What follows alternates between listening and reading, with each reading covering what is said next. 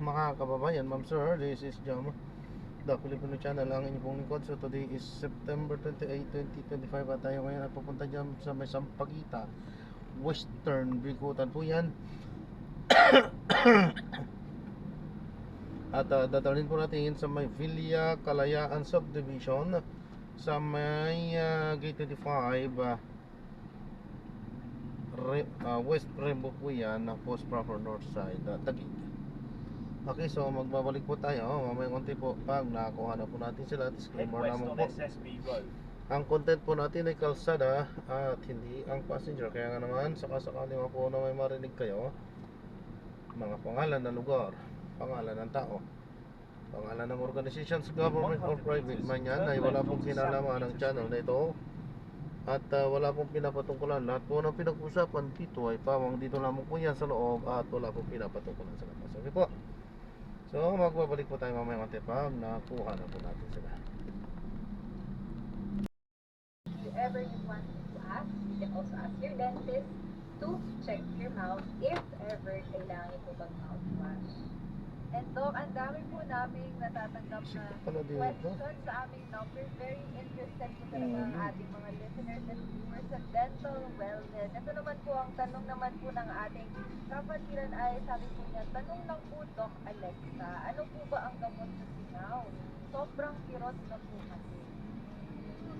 So, Iris, gusto ko lang pong ipaalala, no? Ang singaw, kapag po yan ay recurrent or paulit-ulit, ay hindi po ito healthy, no? It's either may nutritional deficiency tayo or may ngipin na nagko-cause or na lagi niyang pinakakagat yung area na ito. Now, if ever na may singaw po kayo, meron naman po tayo dapat sana walang nagpa-park. Palengke na nga ilagay, may nagpa-park pa. or you can actually help it when we have the mga oral ulcers, it can be assigned kasi na pwedeng magkaroon ng mas malulubang diseases pa sa bibig. For example, cancer, you know. So if ever you have persistent na mga singaw na hindi talaga nawawala, and even 2 weeks, it doesn't heal, no? Magpa-check up na po tayo sa ating mga dentista. And meron po pong isang nagtanong, Doc Alexa, ano po, yung kanya daw pong singaw is after daw po niyang magpa-braces.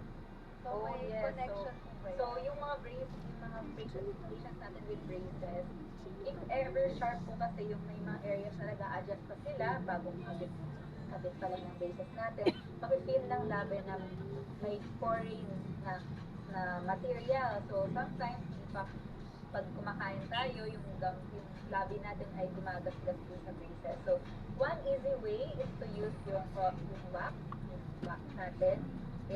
You can just put ayaw man lang tumabi, put it on the areas na may sharp. Ayaw man lang tumabi. Na singaw, no? So, good news naman din sa mga may braces. Sooner or later, it will also come to normal, parang mapasanay din yung labi natin, yung cheeks natin, sa presence of braces. Thank you so much po, Doc Alexa, and maraming salamat din po sa ating mga listeners na nagpadala po ng kanilang katanungan ngayong gabi. Ang sunod naman po natin ang question, Doc Alexa, ay para naman po ito sa ating mga listeners na expecting mothers, ano po, mga pregnant. So, ang question po, Doc, is, totoo po ba na may epekto ang pagbubuntis sa kalusugan ng ngipin ng isang babae? Yes, Iris, during pregnancy kasi, meron tayong mga changes sa hormones, no? Now, itong mga hormones na to, kailangan ito ng mga babies. However, these hormones will also affect our gums. And also, sometimes, pwede tayong mga magulang nagkakaroon din sila ng tinatawag na pregnancy gingivitis. Now, kapag napapansin ng mga expecting mothers na parang nagkakaroon ng nag-bleed yung gums ko, no? Na it would be a good chance to visit their dentist. What they can do is they can clean on the may daanan ba dito, ha? Kasi parang mali, ano? Ha? Dito. Dito. Pero, cleaning naman is okay for for pregnant Kanina nung moms, nag-grab kayo especially papunta kapag dito, second dyan trimester din na, naman no?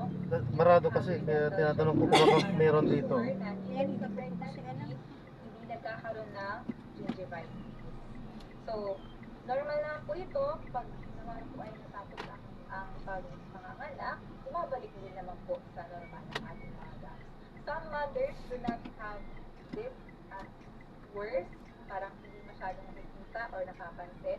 Pero yung may mga mothers na talagang Hirap dito, napapansin, daanan. nagkakaroon ng redness sa gums.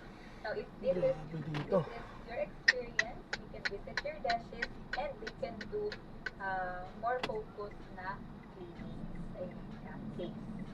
Ayan. And Doc Alexa, meron din po tayong mga questions na dumarating sa ating pong Facebook page. And ang question po ni Jeannie C. Gesto and ni May Onate is very similar. So pagsamahin ko na lang po ito, Doc. And ang question po nila is, how many times po ba, Doc Alexa, ang required mag-brush sa isang araw? Maybe pag-toothbrush po ang kanilang sige. toothbrush. Is it when you wake up in the morning and evening? Or every time after eating? And ang question naman po ni Jessie Halig, good evening, Doc. Ilang beses po ba kailangan mag-sleep? Yes. Ang question natin is actually 2 to 3 times a day. Ang isa pang wonderful na trivia, no? Kapag tayo kumakain, mas mainam na we will wait after eating, maybe like 45 minutes. Dahil pagkakain natin, ang bibig natin ay nagpo-produce yan ng acidic para ma-digest, acid para ma-digest ang ating pagkain. Now, when you immediately brush after eating, and yung bristle pa ng toothbrush nyo, and tapos kayo pa ay isang forceful na talagang binabrush nyo yung ngipin nyo, higher chance na magasgas yung ngipin natin. So, which will lead to sensitivity, no? Pagsakit ng ngipin, pangingilo. So, what would be best? Of course, is 3 times a day. However, please wait at least 45 minutes prior to brushing. Now, what will you do na lang? So, after eating, the best way to do immediately after eating is to gargle na lang muna. So, gargle with water para lang matanggal yung mga natitira pang mga pagkain. Dahil, you know, kapag ang pagkain ay nag-stay sa ating bibig at hindi natin siya natanggal, of course, as we have discussed, yung bacteria ay it will eat all of those sugar and would cause yung ngipin natin ay mag-start ng caries. So, sa ating mga bata, yun, mga babies, no? Sometimes ang babies, hinahayaan natin silang matulog na may bottle. So, yung mismong milk in contact with the bibig ng bata, yung ngipin ng bata, nabababad, no? So, what will happen, what's the best way is, habang patulog na sila, binibigyan natin, siniswitch natin yung kanilang bottle to a higher water consistency to the milk. Sometimes nga, ang sinasabi natin, kung kaya namang matulog na ng bata, na tubig na lang, majority yung pinapadede sa kanila, that would be best para hindi po milk yung nag-stay na nakakontak sa kanilang ngipin. Ayan. Thank you so much po, Doc Alexa. And sana nasagot po ni Doc Alexa ang inyong pong katanungan. Jeannie C. Gesto at Index Ali. And my question din po, Doc Alexa, si May Onate, sabi po niya, Doc, how long do we change our root canal? Yes, that's a wonderful question, no?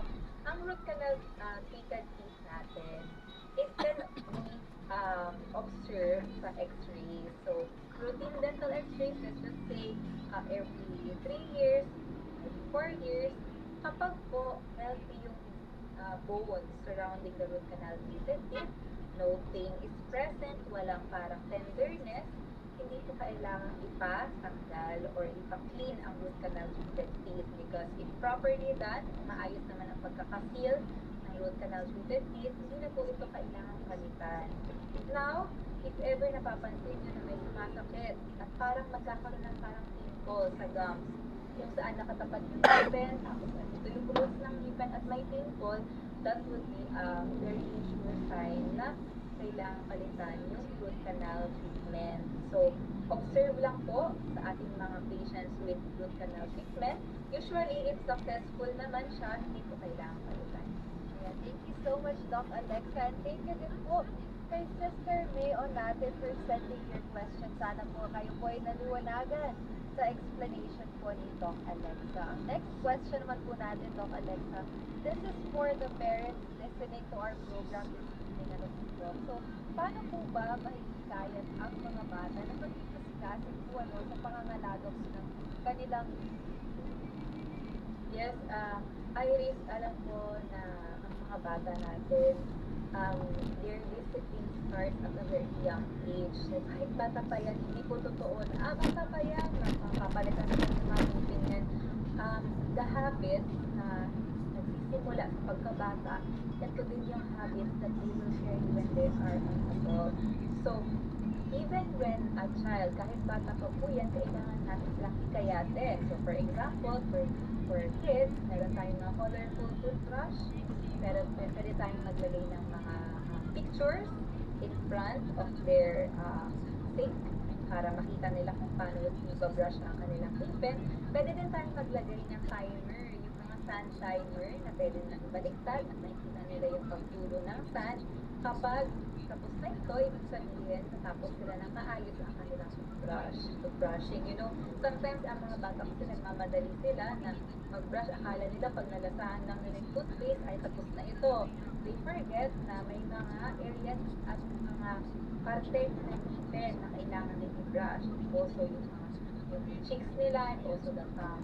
So, they can use flavored na toothpaste and also mirroring. Kailangan po natin makita sa mga role model nila, nanay at tatay, kailangan nila makita na they also prioritize them.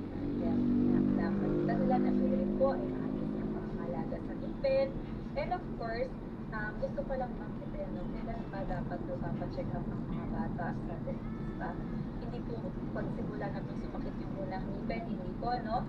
Kapag po may unang po, pwede na po magpa-check up. Dahil, you know, dental experience dapat po yan i-build. Kailangan makita nila na hindi lang pupunta sa dental clinic kapag masakit ng ngipin. Pwede pumunta doon ng healthy, magkaroon sila ng magandang relationship sa kanilang mga dentista, maging masaya sila pag nag-visit. Hindi po dapat tatakutin, no, na alam, pupunta na tayo sa dentista, matutulungan ka doon.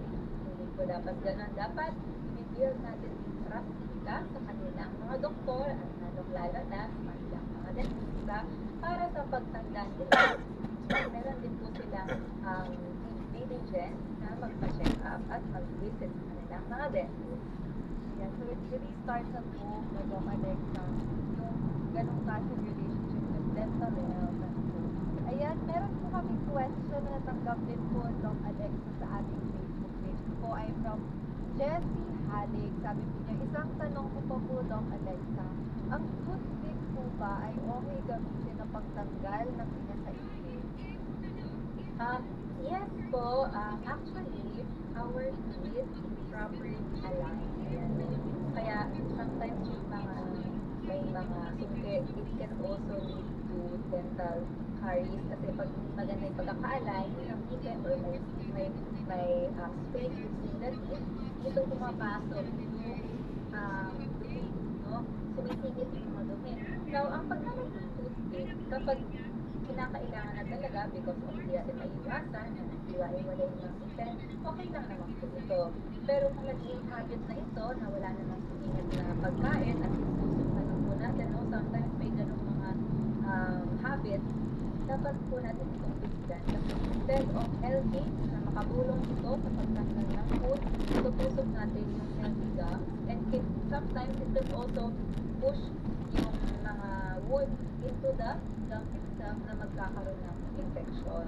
So, if ever mapapansin nyo na may mga areas na nagkaroon na ng sira, doon pumapasok po yung mga dumi, yung mga pagkain.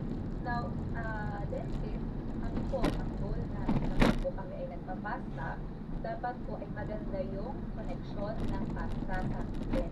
So, dapat ang goal natin is close contact, no? Close contact pero naka-floss. Now, sa ganitong way, magkakaroon po kayo ng better contact ng ngipin. Hindi na po kayo magkakaroon ng problem sa mga tinga or you won't need yung mga so much, Doc Alexa. And sana po yung malinaw na nasagot ni Doc Alexa ang inyong pong question, Jessie Ali. And meron pa po kami isa pa pong question na natutuwa po kami. Maraming salamat po sa lahat po ng sumusubaybay dito po sa amin sa Radio Clinic at sa Adventist World Radio 89.1 FM. Ang question naman po niya, Doc, is Doc Alexa, paano po ba masosolusyonan ang bad breath? Now, ang bad breath natin, once na makita natin ang dental health or state ng oral cavity, once na makita natin, okay, tanggalin natin yung mga nabubulok na ngipin, check natin yan, and also yung mga natitinahan na parts, check natin yan, yung mga nagsisimulang mga sira ng ngipin, papastahan natin, okay, check. Now, kapag oral plastics are already done, it can be related to other issues like mga GERD, mga acidic yung mga chan natin. It can also be a way para magkaroon tayo ng coordination with other doctors or physicians para ma-clear din nila na baka naman ng dental health ang problem, baka yung sa chan na natin or sa throat natin, sa ENT na natin, pwede natin ipa-clear kung ano din yung nagiging sanhi ng bad breath. So, hindi lang po dental, no? Connected po kasi yan, no? Once na okay ang dental health, sabi na ng dentista na you have good restored teeth and gums, walang bleeding, then still, no, meron pa rin yung bad breath, you can visit your physician, particularly ENT doctors or others. Yan. And Doc, siguro, we have our last two questions na lang po. Our listeners and viewers this evening, ayan, last two questions, Doc. Ang first question po is from May Onate. Sabi po niya, Doc, safe po ba ang implant sa mga teeth? Yes, very nice question. Ang implant po natin ay made of titanium. So, ito din po yung same na ginagamit sa other parts of the body. For example, if surgeries natin, mga matatanda, titanium din po ito. So, biocompatible po ang ating mga implants. So, it is safe for old patients. Now, technically, we also do it for old patients, so geriatric patients naman din. Now, it is biocompatible po, no? Hindi po ito nagpo-cause ng problem sa ngipin or sa bone. However, kapag po hindi po lahat ng implant ay successful. Implant natin, katulad ng ngipin, it can also have gum diseases around the implant, okay? Implantitis. So, kapag po naka-implant kayo, hindi sabihin na, bababayaan ko na yan, implant na yan. That's dahil, sometimes, when the gums around the implant are inflamed or namamaga ulit, it can cause failure or mapalya yung existing na implant. So, pangangalagaan nyo pa rin po ang mga implants and it will serve its purpose, no? Pwede po itong lagyan ng crown para maibalik yung itsura ng ngipin, or pwede rin po itong kabitan ng mga denture sa mga wala na talagang ngipin. Pwede itong maging anchor ng mga pustiso at hindi na po na siya masyado natatanggal sa ating bibig. Ayan. And to end our episode of tonight's Radio Clinic, Doc Alexa, ano po ang inyong huling payo or advice para po sa ating mga listeners about dental wellness? Yes, nawa po tayo lahat ay maging advocate dental health, no? Nawa po ay magkaroon po tayo ng magandang mindset na pangalagaan ang binigay ng Diyos sa atin. Ito po ay isang way para magbigay ng glory sa Kanya. Ito ay binigay sa atin para mag-deliver rin ng happiness, no? When we have nice teeth, we can smile well, we can chew well, we can eat well, and I hope that we will take care of our oral health. Yeah, thank you so much po, Doc Alexa, for your time, for your service and your ministry, for joining us in tonight's episode of Radio Clinic. And maraming salamat din po sa ating mga listeners and viewers na walang sawang sumusuporta at sumusubaybay dito po sa amin sa Adventist World Radio 89.1 FM. Tunay nga po ng mga kaibigan na ang ating pong kinig ay hindi lang po yan para ngumiti, kundi ito rin po ay mahalagang bahagi ng ating kalusugan. Sabi nga po sa Biblia, mga kaibigan, sa Kawikaan 16:24, ang mabubuting salita ay parang pulot kopunan na kasi sa panlasa at kagalingan sa katawan. Kung mahalaga po ang mga salitang lumalabas sa ating bibig, higit din pong mahalaga ang pag-aalaga natin sa mismo po natin. Maraming salamat po sa inyo pong walang sawang pagsubaybay sa isang Facebook clinic. At hindi ako po ulit si DJ Iris na laging nagpapaalalang walang masisinta sa pag-ibig ng Panginoon. Happy Thursday po and may God bless you all.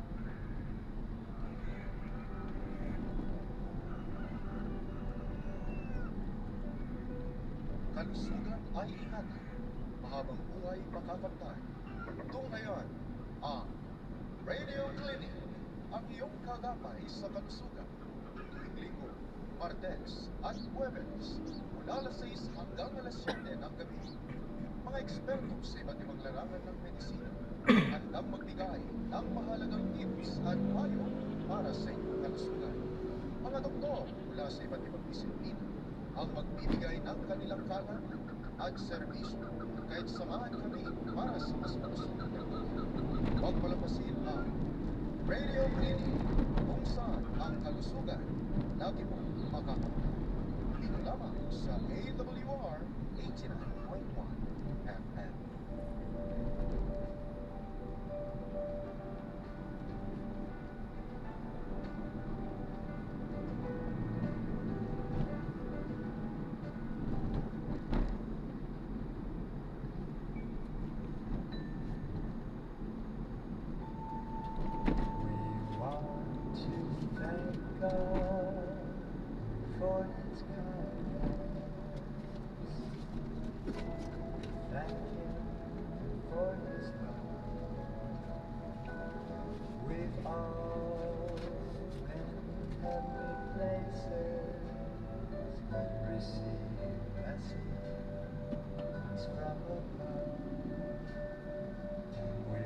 Sharing all the good things this family could afford, but now let's turn our thoughts more Pwede pa tayo? and just praise the Lord. Just Dito na.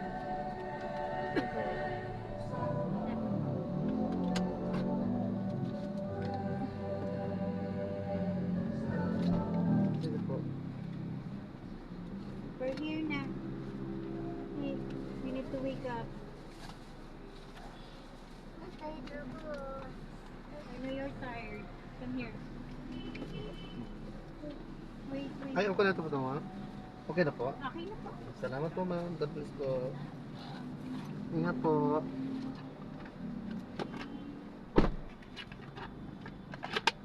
Ayun, so na-drop na po natin sila.